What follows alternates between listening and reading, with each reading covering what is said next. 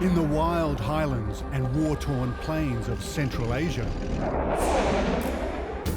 lie tantalizing traces of the ancient world.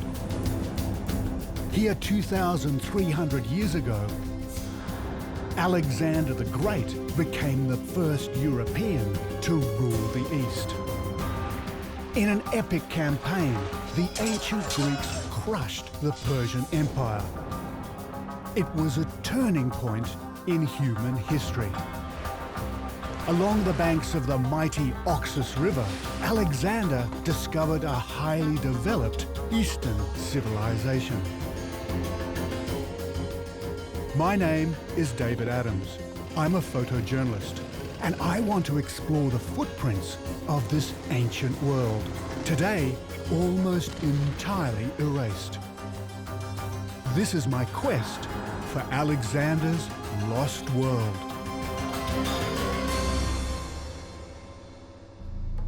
Alexander the Great set off from Greece to conquer the rich land of his Persian foe. His campaign would take him thousands of kilometers from his homeland across Afghanistan in Central Asia. I want to find out what the world looked like to Alexander. But this landscape today is radically different to the way it appeared in the time of the ancient Greeks. And I believe the reason is extreme climate change. So this place was an inland waterway, and the Greeks, according to this theory, could have sailed right past here. Today, remnants of the age when water connected these lands still survive. There's a glimmer of the extraordinary Oxus civilization that once thrived in these arid and barren lands. Great cities and trade routes first recorded by explorers that sailed on ancient seas. I'm starting my journey as Alexander the Great did, in Greece. This is Volos harbour, around 4 hours' drive from the modern capital today, Athens. Now, as the crow flies, it's about 4,000 kilometres to Afghanistan. Now, in the time of Alexander the Great, that was the end of the world. But what's amazing about Alexander is that he wasn't the first to travel to the east. The Greeks have been drawn to the east since the earliest of times. I want to see what connections there are to Alexander and who may have inspired him. So the ancient Greeks were a pretty intrepid bunch. The trouble is, all those legends that surround their great voyages means that it's really hard to work out what actually happened. But behind some of them, there's an element of truth. And the most famous of them was Jason and the Argonauts. Thanks to the government of Volos, we've been given use of their replica of Jason's celebrated boat, the Argo, to explore what truth lies behind Jason's fabled voyage. When Jason and his crew of Argonauts are thought to have set sail over 3,000 years ago, ships like this plied the Aegean Sea.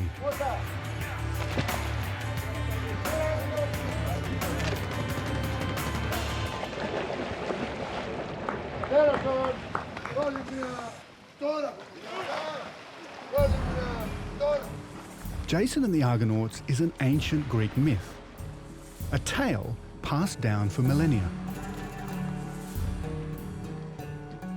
The hero, Prince Jason, and his crew of Argonauts sailed across distant seas in search of the magical Golden Fleece. The fleece was a symbol of prosperity for his family and his kingdom. Well, I guess by now you're wondering what Jason and the Argonauts has to do with Alexander the Great in Afghanistan. And if you accept the popularised version of the story, well, nothing at all. But there are far more ancient fragments that tell a very different journey for Jason. Now, if I'm right, this will shed some amazing light on where the legend came from and, perhaps more importantly, where they went. And that's got everything to do with my quest for Alexander's lost world. I think the origins of the Jason myth are based on real facts. I want to find out how the story of Jason and his Argonauts began. Our modern-day Jason, and captain of this Argo, is Babylos Stavros. Over the years, he and the Argonauts Rowing Club have sailed from one side of the Aegean Sea to the other. If you're going to explore the legend of Jason and the Argonauts, this is the crew to do it with. This Argo is a 50-oared war galley, what's known as a pentaconta.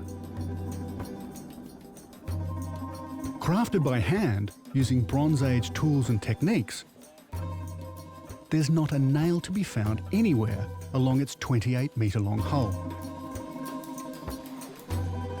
In ancient times, versatile craft like this were used for long-range sea trade.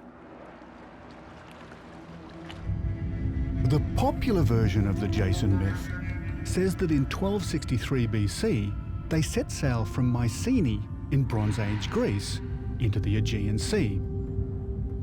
They crossed the Sea of Marmara and passed through the Bosphorus into the Black Sea, where they turned eastwards onto the land of the Golden Fleece, thought today to be in the Republic of Georgia. But this can't be right. There's no evidence that the Mycenaean Greeks ever sailed to Georgia. What's more, Georgia wasn't a major centre of gold production. That makes the idea of Georgia as the land of the Golden Fleece hard for me to believe. Hey up! Hey up! Hey up! The oldest Greek versions of the story tell of a different route. And they hold a clue. The legendary Argonauts were heading far further than Georgia, to the remote east. What they say is that they sailed out of the Black Sea into the ocean and then came around Africa back into the Mediterranean. What these guys are talking about is a journey out of the Black Sea, not to the Black Sea. Now, if you look at a map of the Black Sea today, there's only two ways out of it. One is the Danube, the other is the River Don. Now, both of those don't lead to any sea. So, was it back then somehow different? Was there a way that you could sail out of the Black Sea? Well, that's what we're going to find out. One of the oldest versions of the story comes from the ancient Greek writer Homer. His epic poems suggest that thousands of years ago, the world looked very different to the way it looks today.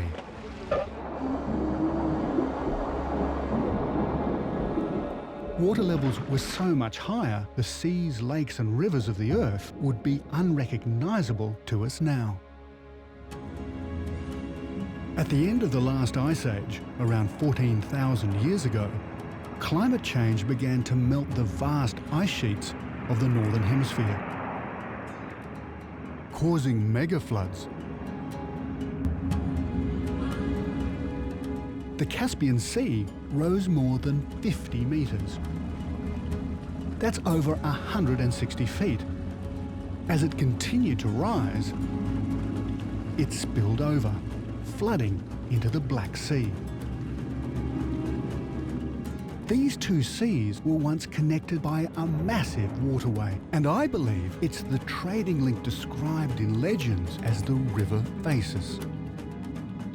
So from around 12,000 BC, it was possible to sail from Greece across the Black Sea and on to the east, just as Homer described. Now, the timing of these mega floods is still hotly debated. But what's important for us is the connection between the seas likely remained open till around 6000 BC. And that is a game changer.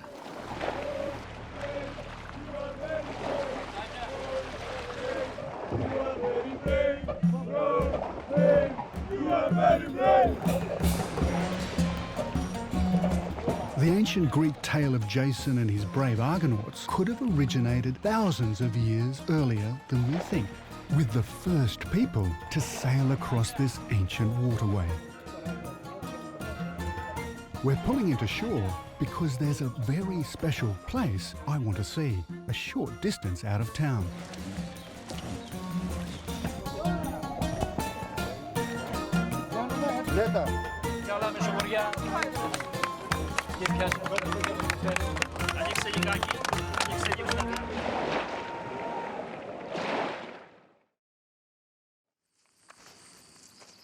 This is a site that's so ancient, it's older than the Jason myth. It dates back to the very first seafarers to ever set foot here. This is Sesklo. I'm just a couple of kilometres away from where the Argos anchored. But 9,000 years ago, this was a Neolithic settlement. And why it's so special is because this is where Eastern seafarers first landed in Greece. And from here, the Neolithic revolution spread all over Europe.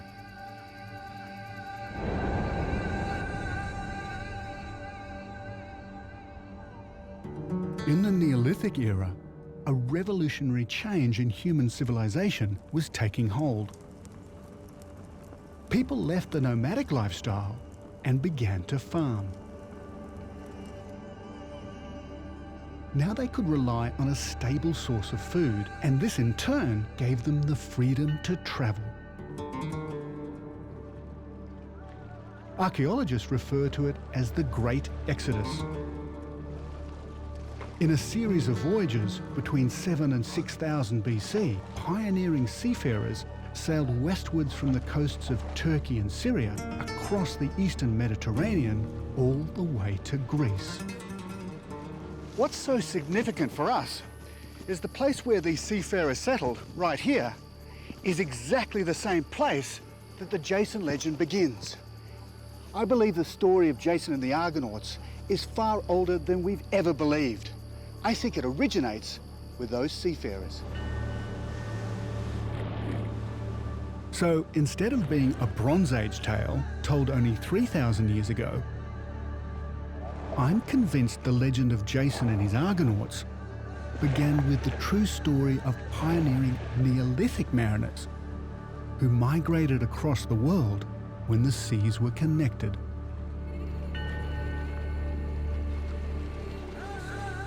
And there's a remarkable record of Neolithic seafarers that survives today. This is a pictograph of a Neolithic sea vessel scored into the rocks of Gobustan, over 2,000 kilometers to the east in Azerbaijan. These are boats with keels. Some have as many as 37 oarsmen. They suggest that Neolithic seafarers had developed the technology needed for long-distance marine navigation. So they could have travelled and traded between east and west. For all this to be feasible, there must be some evidence that the waterway linking these seas, the legendary Fasis River, actually existed. Like the Neolithic mariners, I'm heading from Greece across the Black Sea to southern Russia.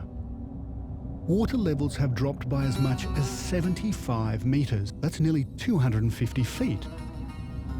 But I believe that a remnant of the Fasis still survives. It's known as the Manich Waterway. It runs for over 600 kilometres, almost all the way to the Caspian, in a chain of lakes, streams and boggy wetlands.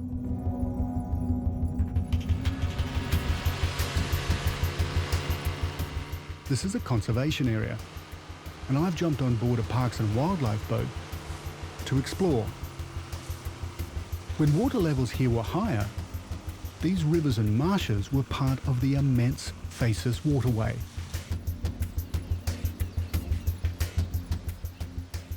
What's truly remarkable is that after 8,000 years, Kazakhstan and the Russians are planning to reopen it. In a series of canals and dikes, they're going to actually connect the seas again. And once again, you'll be able to sail from the Black Sea through to the Caspian. Just like the Russians today, the ancient Greeks had the same idea.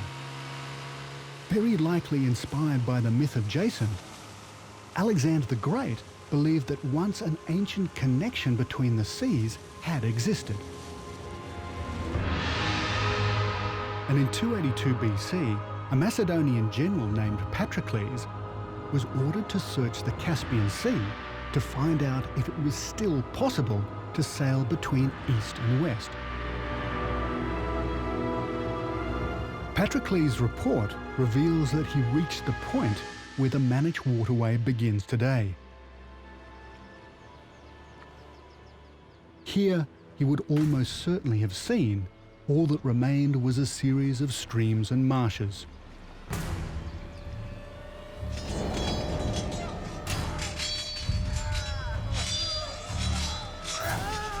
In an astonishing series of conquests, Alexander expanded the Greek Empire all the way to the borders of India. Like his mythic hero Jason, Alexander found immense riches in eastern lands. He realized to make his new empire work, he had to transport these lucrative goods back to Greece. The answer was to create a shipping route. Even though the river Fasis no longer flowed, Patroclus still had to find a connection between the Caspian Sea and the trade routes of India. Greek records tell us that Patroclus found a way to sail from the Caspian to Central Asia's mightiest river, the Oxus, a waterway that flowed thousands of kilometers to the east. Like Patroclus, I'm now heading to the southeastern shore of the Caspian in modern Turkmenistan to find the ancient connection to the river Oxus.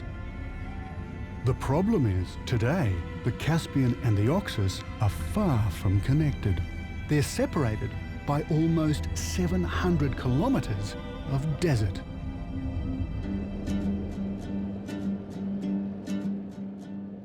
Water levels have dropped so much that today it's a completely different world.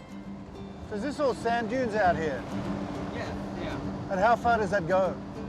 Around 180 kilometers. I want to reach the point where the Caspian ends today. For the next month, Bava will be my guide and interpreter of all things Turkmen. He said that just take this road. And so that's where he says There- the water finishes Yes. there.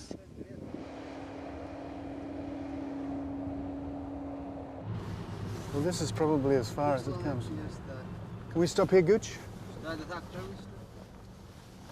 This looks right.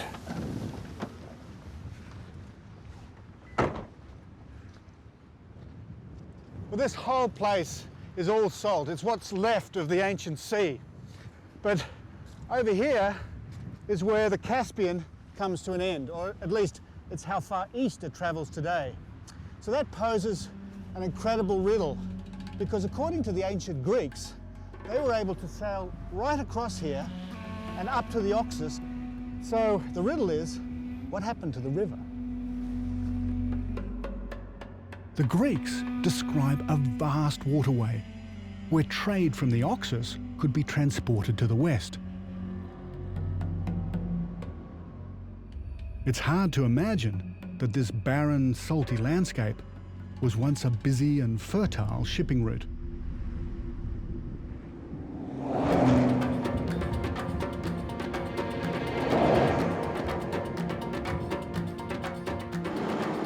To prove that Patroclus' journey was possible, I need to find a trace of the ancient riverbed.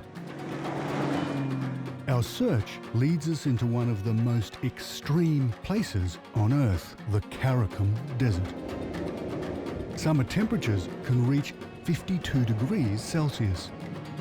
In the depths of winter, they plummet to a bone-freezing 40 below. This is virgin territory for all of us. According to Bava, no outsiders, and few locals even attempt crossing this sea of sand. If it looks a bit deeper, a bit sticky, the mud. Yeah. Do you think we should turn around? I think so. You know, it might rain too, so let's not take a risk. We're following the dry and broken bed of a river that today is called the Osboy. Could it once have been a branch of the mighty Oxus Delta that Patroclus recorded? 200 kilometers into the desert, and the Osboy is starting to show signs of water flow.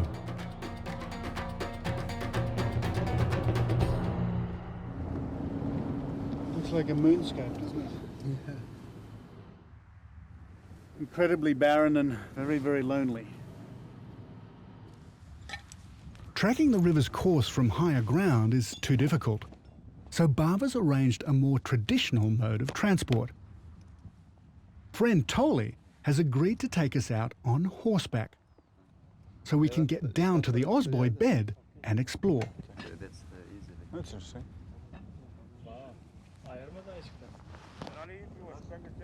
If you're wondering why Toli's actually putting on a costume, it's not for us, it's not for show. It's so traditional here that they couldn't bear the thought of actually getting on a horse without looking like a Turkoman warrior. There's a saying right here all throughout this country that paradise is on the back of a horse. Locals like Toli are known as the Artili, people of the horse. They're quite possibly descendants of the ancient settlers that came here when this was a verdant water world. The rest of the team will follow with all the gear, food and water in this monster.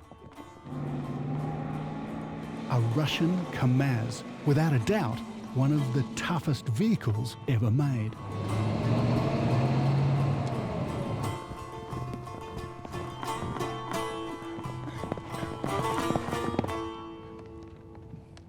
In this barren and desolate region, there's a ruin that stands as a monument to ancient river culture.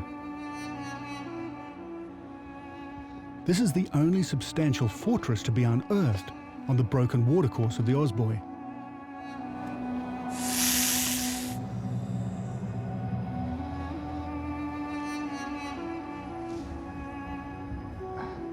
It was part of a settlement called Igdala, and it was built around 200 AD, 500 years after the voyage of Patroclus.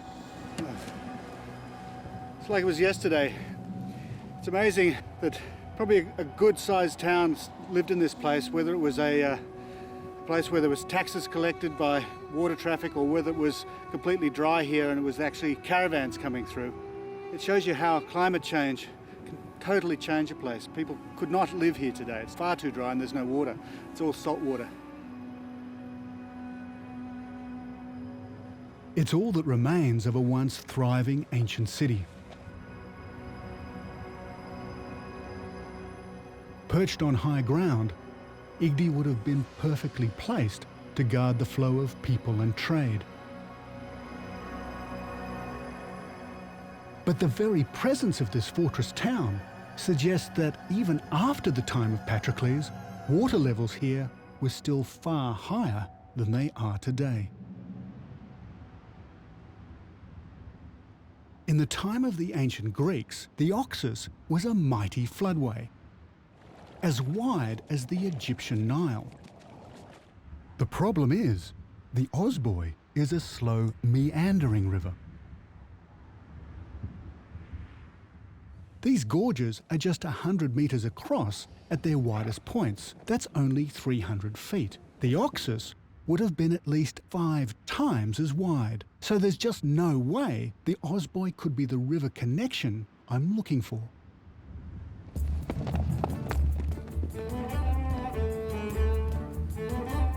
We've travelled over 350 kilometres across the Karakum Sands. And we're going to spend another freezing night in the desert. Hey,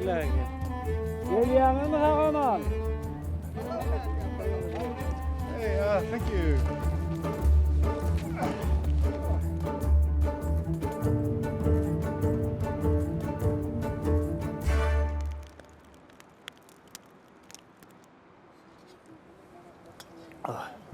fantastic. Basically, it's a whole sheep, boiled, and this is the juice. And it's fantastic. It's cold outside, and this is really warm. And the vodka is helping. Vodka is best. Vodka is best.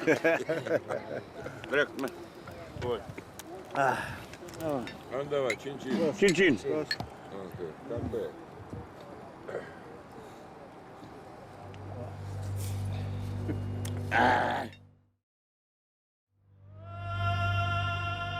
This has always been a land rich in resources. This fiery crater is seeping natural methane gas.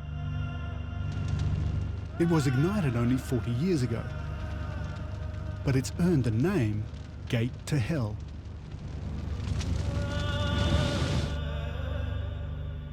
In ancient times, sailors like Patroclus could use this kind of geographical landmark to navigate. And these extraordinary natural phenomena inspired Greek legends. Aristotle would have told Alexander of the gods and monsters believed to have roamed the lands of the East. I believe somewhere in this mysterious, deserted terrain are signs of the ancient Oxus River delta that Patroclus described. The vital link in Alexander the Great's vision of a shipping route between East and West.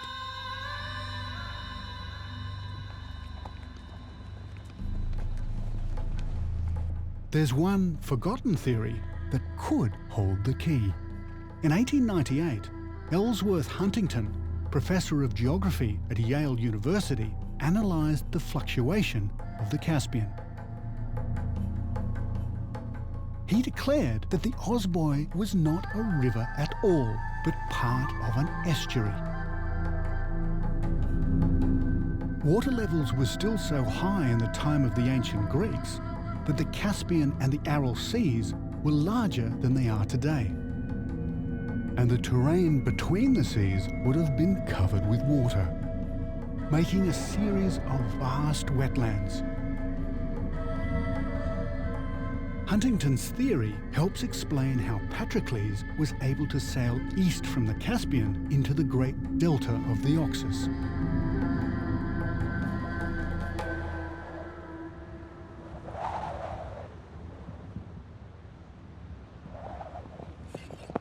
After 10 days of trekking through some of the most inhospitable terrain on Earth, we find what we've been looking for. But I was completely unprepared for the grandeur of the ancient shore.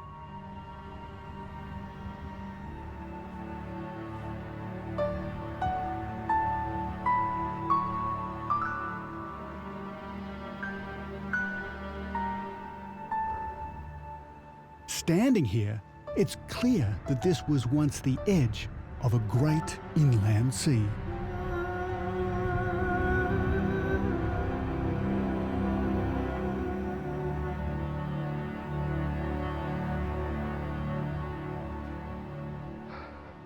So, if this theory is correct, what it means is that the sea level, all the way from the Caspian right through to here and to the Aral, was much higher. Now, where I stopped up there is 250 feet, and that's where they reckon that the sea level got to. So this place was an inland waterway, and the Greeks, according to this theory, could have sailed right past here.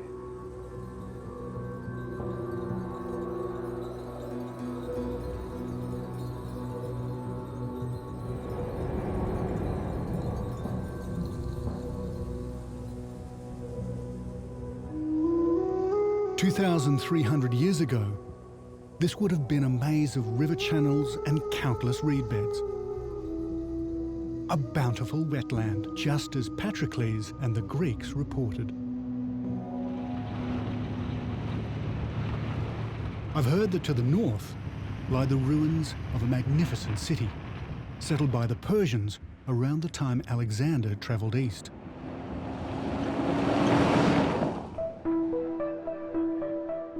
It's clear to see that the city was built on the edge of a headland and would have dominated the waterfront.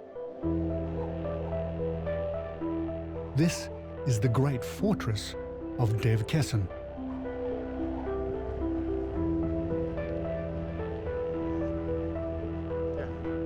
Today, Dev Kessan lies right on the Turkmenistan-Uzbekistan border in no man's land. The trenches for the border, is it? It's off limits, but amazingly, Bava gets us through. Being able to enter this fortress is a first, even for him. That's an old defensive wall out there. This is a city in here. The city's built upon a 30-metre high escarpment. It was protected from attack by a system of moats and defensive walls that lead back through the city entrance to the central citadel, or Arg. Have you ever seen a gate or an entrance like this anywhere? It's quite incredible. It's the shape of a battle axe or a semicircle. That would have been one drawbridge and one moat. And then over here, there's a whole nother moat. Another drawbridge would have taken you into the city. You can sense the ancients here. A place of such obvious prosperity must hold so many stories of life, death, and ultimately collapse. The first settlers would likely have been followers of an ancient monotheistic religion called Zoroastrianism. But this shrine dates back to more recent medieval occupation and the arrival of Islam 900 years ago. As the wetlands upon which the city depended dried up, Dev Kessan's eventual demise was inevitable. Well, I'm absolutely blown away by this place. It is magnificent, and particularly because it hasn't been robbed. Basically, as far as archaeology is concerned, it's intact. But if you can imagine what this place was like, people lived here from about 400 BC, perhaps earlier, all the way through to about 1550, 1600. Now this would have been an enormous gate into the central Arg where the Khan would have lived. And behind me, on the top there, would have probably been originally a Zoroastrian burial site. But really, this is an amazing fortress.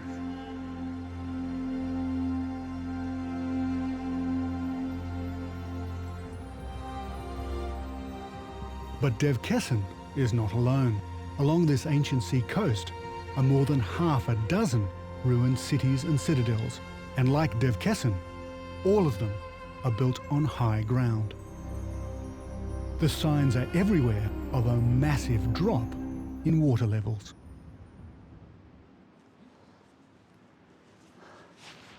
Well, this is quite a hole in the ground, this. Wow. And I think, quite obviously, at the well, and I don't really want to actually topple into it because if I have a look down, well, it's a good 30 metres. And what it is an amazing indicator of what these people went through over the centuries, because it probably started at, when the water level was much higher, as quite shallow. And then as the water has shifted away and drained away, they've had to tunnel and tunnel. And it's a hell of a long way.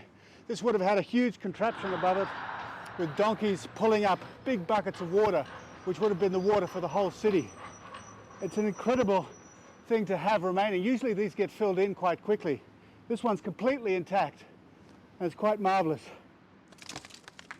And there's something down there. Woo, here he comes. Hey. The story of the lost city of Dev Kessan is a century-by-century gauge of the radical climate change that happened here.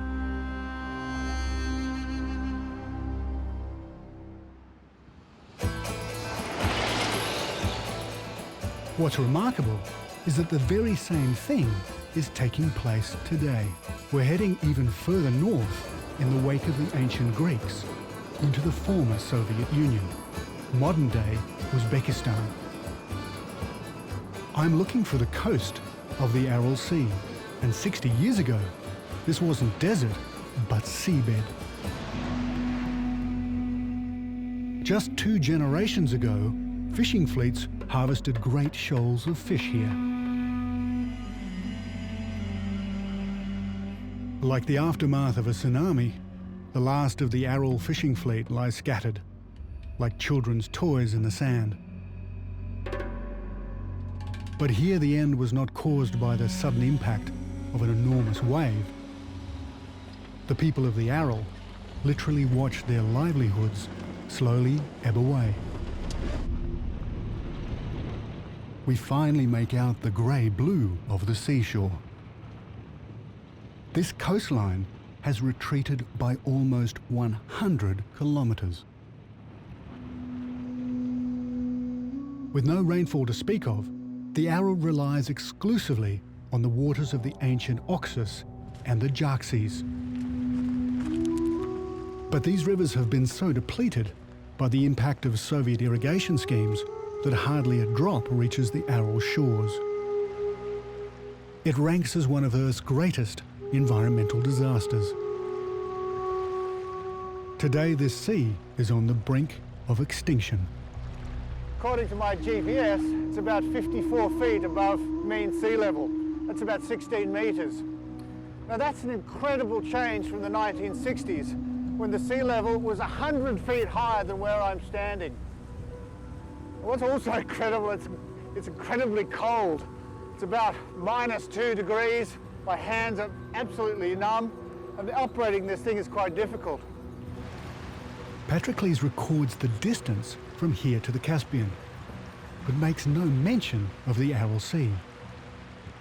Water levels here were so high, the Aral was part of a connected waterway.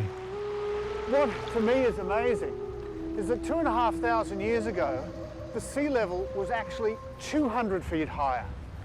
At the time of Alexander, this whole area was inundated. So what it means is our climate, and particularly this area, has been very, very changeable over thousands of years, much more changeable than we've ever thought.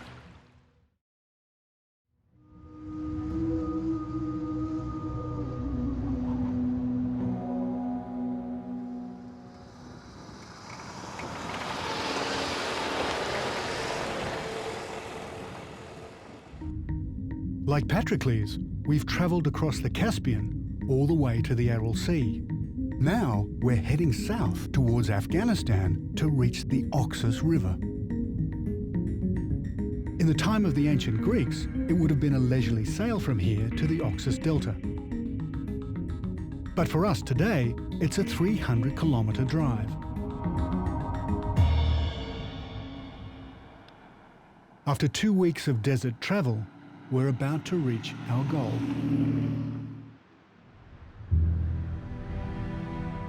When the Greeks arrived, they found the heart of a civilization that was already more than 2,000 years old. Well, this is it, the Oxus, what they called the great parent stream of humanity. And it was supposed to have rocked the cradle of our race. Now today, it still flows 2,500 kilometres from the roof of the world almost to the Aral Sea. It is one of the world's great rivers. Today, it disappears not far from here in 1,000 irrigation canals. But in the time of Patrocles, this river was in full flow. He'd succeeded in his mission. Patrocles confirmed that just as Alexander had imagined, this great river did carry trade from India through Central Asia to the Caspian Sea.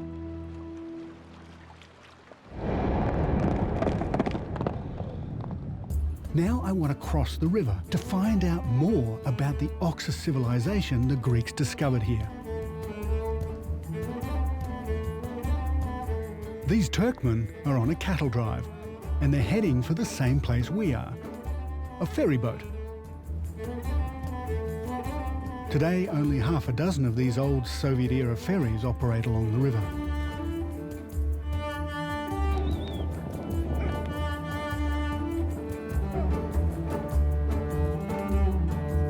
The traffic slowly died as the Oxus trade diminished, countries and borders changed, and roads and vehicles spread.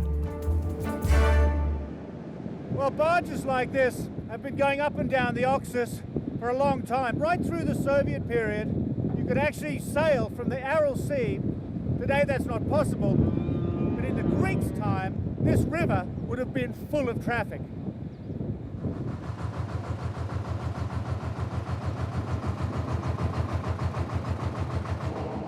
Nowadays, these ferry crews are among the last of the Oxus River men, a tradition that stretches back to the Greeks and beyond.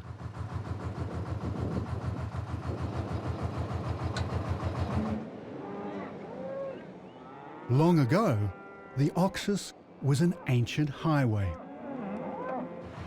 with thousands of settlements, citadels and fortresses spread out across its tributaries. And there's one place, now deep in the desert, that straddled this system over 4,000 years ago.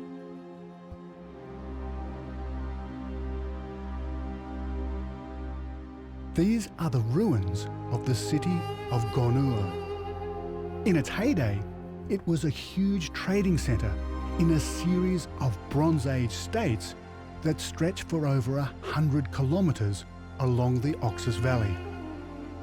Discovered in 1972 by Soviet archaeologist Viktor Sarianidi, this city footprint has changed the way we think about the ancient world.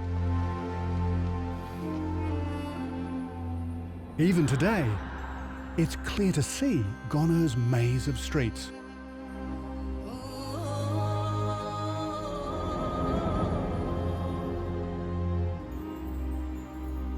It's an extraordinary experience to stroll through the alleyways of a city that was flourishing in the Bronze Age, over 1,500 years before the arrival of Alexander.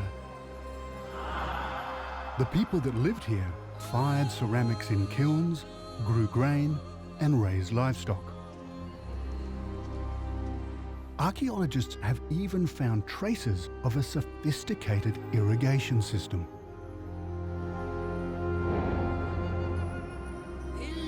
And what's really amazing is the city's layout. A rectangular settlement enclosed by powerful defensive walls and semicircular bastions. Gonur was an imperial city. Inside its fortified palace complex were royal living quarters and funeral chambers. These excavations reveal that, like ancient Egypt, royal tombs were filled with golden treasures and animals to sustain them in the afterlife. Well, Baba tells me that this is most likely the king's horse because it's buried just next to his burial chamber. And it just shows you for how long the horse has been revered in this land. Almost 5,500 years. I guess nothing's really changed here.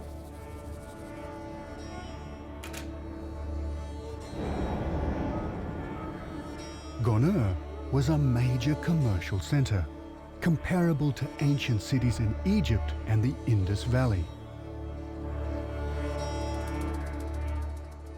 It seems like it sprung from the desert, but thousands of years ago there was water all around.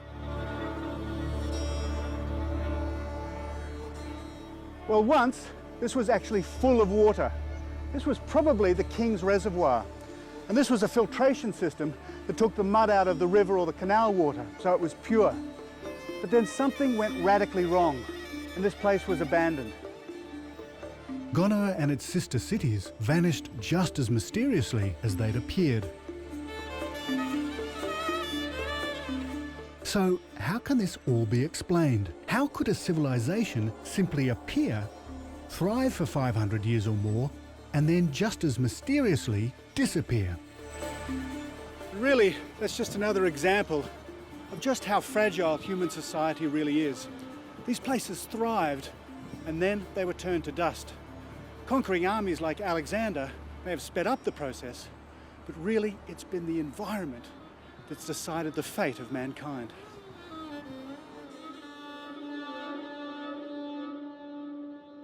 Behind the demise of Gonur lies the extreme climate change that altered the course of the Oxus. The whole place is covered in salt.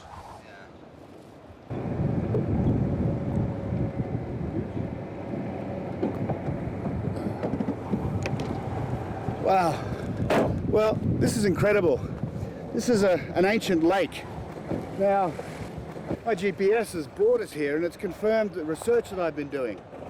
Basically, all the way from Afghanistan right through here to the Caspian is a low depression. Now, I think it's the bed of the ancient river, because all of these lakes actually were once full, and carbon dating has shown that 5,000 years ago, this was actually a huge swampland. When it had too much water, or the river changed course, it came through here, flooded these lakes, and this was an entirely different world. Through the ages, the changes in the course of the Oxus have been so volatile, locals named it Ceyhun, the crazy river. This is my last night with Bava and the guys. Without them, I wouldn't have been able to even attempt this journey, following the trail of ancient pioneers who crossed the globe when this was a water world. So it was the Oxus, the Ceyhun, the crazy river, that determined how civilizations developed here. The river changed its course, destroying one civilization and giving birth to another. An incredible river in this amazing land. In the time of Alexander, the Greeks ventured into a lost world. Along the Oxus, they discovered a forgotten Bronze Age culture so magnificent it rivaled any on Earth. The Greeks were inspired by the legend of Jason and the Argonauts to search for a shipping route between the East and the West. And Patroclus' extraordinary mission proved that once the Oxus did indeed flow through to the Caspian. Today, all that's missing is the water.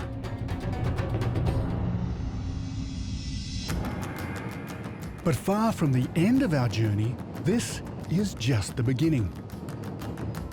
Changing sea levels and disappearing rivers are not all the Greeks tell us. Intriguing accounts of Alexander's conquests in Persian territory lead us to the fabled city of Bactra, that today lies across the border in Afghanistan. One of the problems about exploring places like this is these areas are full of landmines. A place where ruined fortresses, settlements and age-old infrastructure still survive. Echoes of a lost culture that thrived here long before the rise of ancient Greece. This would be one of the rarest things you could find here. It's probably something like 3,500 BC.